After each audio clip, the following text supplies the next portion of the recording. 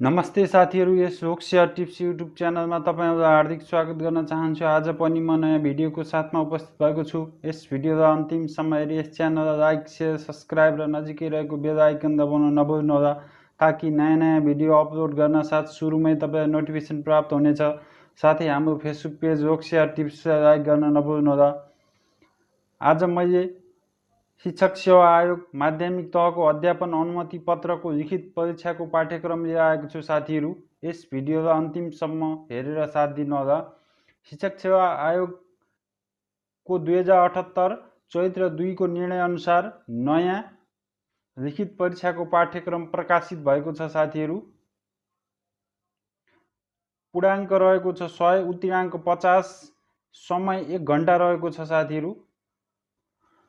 खण्ड क सामान्य शिक्षा रहेको छ। 3.1 नेपालको राष्ट्रिय शिक्षा प्रणाली, नेपालको संविधानमा शिक्षा सम्बन्धी व्यवस्था, मौलिक हक, राज्यका निर्देशक सिद्धान्त नीतिहरू, नेपालको शैक्षिक इतिहास, विद्यालय शिक्षाको संरचना र प्रकार, शिक्षाका राष्ट्रिय उद्देश्य तथा तहगत समकक्षताहरू, माध्यमिक तह, शिक्षा ऐन 2028 संशोधन सहित तथा नियमावली 2059, शिक्षक सेवा नियमावली 2057, अनिवार्य तथा निःशुल्क शिक्षा ऐन 2075 तथा नियमावली 2077, स्थानीय सरकार सञ्चालन ऐन 2074, शिक्षासँग सम्बन्धित मात्र, राष्ट्रिय शिक्षा नीति 2076, विद्यालय शिक्षा सम्बन्धी, इन्चोन घोषणा र दिगो विकास लक्ष्य कार्य ढाँचा, सङ्घीय स्वरूपमा शिक्षाको व्यवस्थापन र सञ्चालन।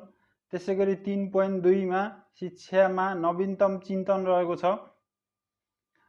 समावेशी शिक्षा, बालमैत्री शिक्षाको अवधारणा र प्रयास, सामाजिक न्याय र शिक्षामा समावेशीकरण, शिक्षामा लैङ्गिक समता, समानता र महिला शिक्षा, अनौपचारिक शिक्षा, साक्षरता शिक्षा, डिजिटल साक्षरता, वैकल्पिक तथा निरन्तर शिक्षा र खुल्ला तथा दूर शिक्षा, प्राविधिक तथा व्यावसायिक शिक्षा र रोजगारमूलक शिक्षा, जीवन उपयोगी सिप र सामान्य व्यावसायिक सिप, शिक्षामा द्वन्द्व तथा तनाव व्यवस्थापन, व्यवस्थापन, सङ्कटमा शिक्षा व्यवस्थापन र सिकाइ।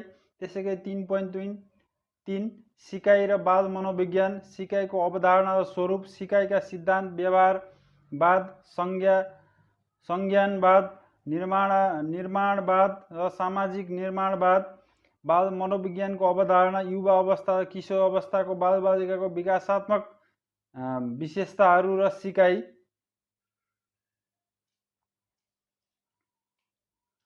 त्यसैगरी सिकाइमा प्रभाव पार्ने तत्त्वहरू उत्प्रेरणा, पुनर्बल, अभ्यास, स्मृति र विस्मरण, सिकाइ, स्थानान्तर, नैराश्यता, समायोजन र सिकाइ, सिकाइमा बौद्धिक भिन्नता, विशेष आवश्यकता तथा विशिष्ट क्षमताको पहिचान र सो अनुरूप शिक्षण।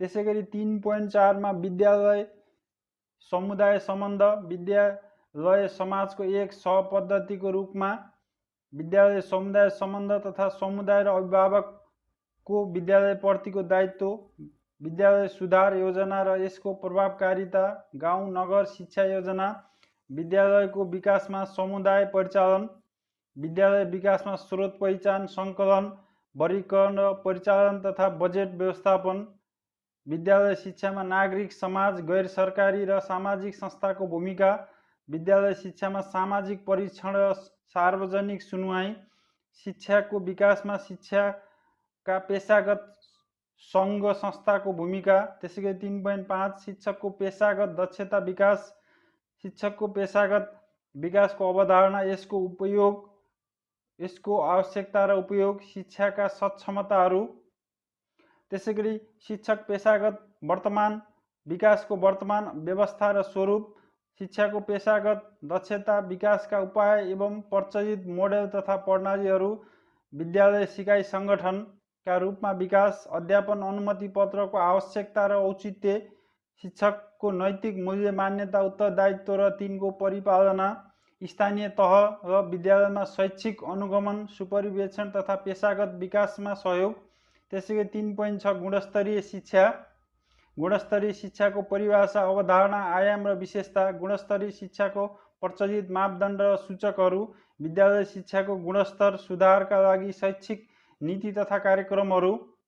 त्यसैगरी विद्यालय कार्य सम्पादन परीक्षण, विद्यार्थी उपलब्धिको राष्ट्रिय परीक्षणका प्रतिवेदन र तिनका प्रमुख सिफारिसहरू, विद्यालय शिक्षामा शैक्षिक गुणस्तर अवधि हुन नसक्नुका कारण र गुणस्तर सुधारका उपायहरू, गुणस्तरीय शिक्षाको विकासमा शिक्षक, अभिभावक, समुदाय र विद्यार्थीको भूमिका। त्यसैगरी खण्ड ख, शैक्षिक व्यवस्थापन र शिक्षण प्रक्रिया 3.7 रहेको छ।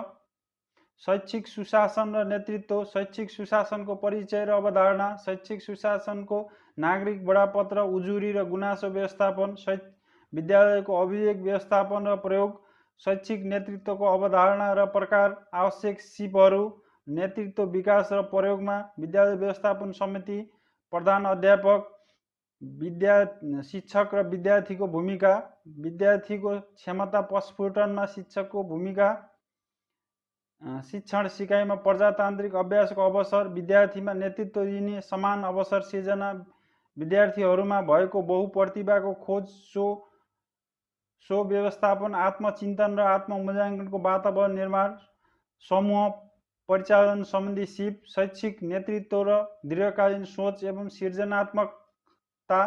त्यसैगरी 3.8 मा कक्षा कोठा व्यवस्थापन तथा शैक्षणिक योजना, कक्षा कोठा व्यवस्थापनको अवधारणा र अभ्यास, विशेषता, प्रयोग, अवस्था तथा ध्यान दिनुपर्ने कुराहरू, बसाइ व्यवस्थापन, सिकाइ सामग्रीको सङ्कलन तथा प्रयोग, भित्तीय सामग्रीको उपयोग, कक्षा कोठाभित्रको अन्तर्क्रिया, अवधारणा र प्रयोग, कक्षा कोठामा प्रभावकारी सञ्चार, पूर्व ज्ञानको परीक्षण, विद्यार्थी क्रियाशीलता, प्रश्न गर्ने सिप, निर्देशन सिप, विद्यार्थी परामर्श, बुझाइ सिपको परीक्षण र सुधारात्मक परीक्षण, शिक्षण,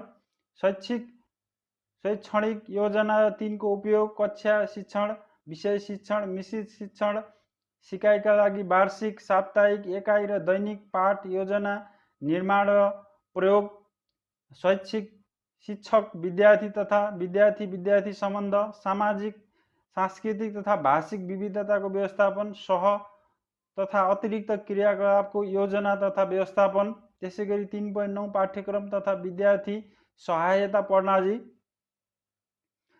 त्यसैगरी पाठ्यक्रमको अवधारणा, विकास, सम्बन्धित तहको पाठ्यक्रमको अध्ययन, राष्ट्रिय पाठ्यक्रम प्रारूप 2076, स्थानीय पाठ्यक्रम, मातृभाषा सिकाइको पाठ्यक्रम, अवधारणा, निर्माण प्रक्रिया, विद्यमान अभ्यास र कार्यान्वयनमा आइपरेका समस्याहरू, पाठ्यक्रममा आधारित शिक्षण सिकाइ, पाठ्य पुस्तकको परिचय, विशेषता र अङ्गहरू, बहुपाठ्य पुस्तकको अवधारणा र प्रयोग, शिक्षणमा पाठ्यक्रम र पाठ्यपुस्तकका अन्तर सम्बन्ध, शिक्षक निर्देशिका र यसको उपयोग, पाठ्य सामग्री र स्रोत सामग्रीको सङ्कलन, निर्माण, तयारी, प्रयोग र भण्डारण, पुस्तकालयको अवधारणा र यसको समुचित प्रयोग। त्यसैगरी 3.10 शिक्षण विधि र शैक्षणिक प्रक्रिया, शिक्षण विधिको अवधारणा र प्रकार, शिक्षक केन्द्रित, विद्यार्थी केन्द्रित, अन्तर्क्रियात्मक र सहयोगात्मक, शिक्षण सिकाइमा नवप्रवर्तन, आलोचनात्मक चेत र सृजनशीलता, शैक्षणिक योजना र तिनको उपयोग, कक्षा शिक्षण, विषय शिक्षण, मिश्रित शिक्षण र विधि सिकाइका लागि वार्षिक, साप्ताहिक, एकाइ र दैनिक पाठ योजना निर्माण र प्रयोग, आधुनिक शिक्षण रणनीतिहरू, परियोजनाका कार्य क्षेत्र कार्य, समालोचनात्मक चिन्तन विधिहरू, समस्या समाधान विधि र सिकाइका भूमिका निर्वाह, सहयोगात्मक सिकाइ, उपचारात्मक शिक्षण विधिको प्रयोग, महामारी तथा विपद समयमा शिक्षण सिकाइमा निरन्तरता। त्यसैगरी 3.11 विद्यार्थी मूल्याङ्कनको अवधारणा, उद्देश्य र महत्त्व, शिक्षणमा निर्माणात्मक र निर्णयात्मक मूल्याङ्कनको उपयोग, शिक्षक निर्मित र स्तरीकृत परीक्षा, विशिष्टीकरण तालिका निर्माण र उपयोग, विद्यालय शिक्षामा लेटर ग्रेडिङ पद्धति, अवधारणा, अभ्यास, समस्या र प्रभावकारिताका उपायहरू, परीक्षा र मूल्याङ्कनका साधन तथा तरिकाहरू।